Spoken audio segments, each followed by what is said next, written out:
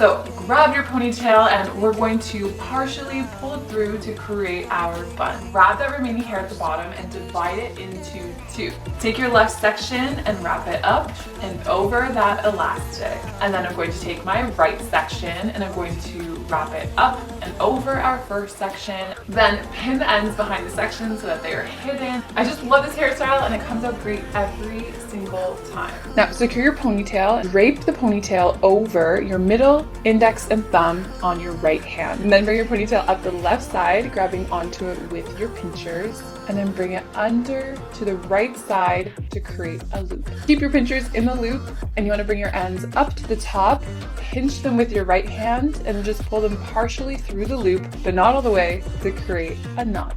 Secure your ponytail wherever you like.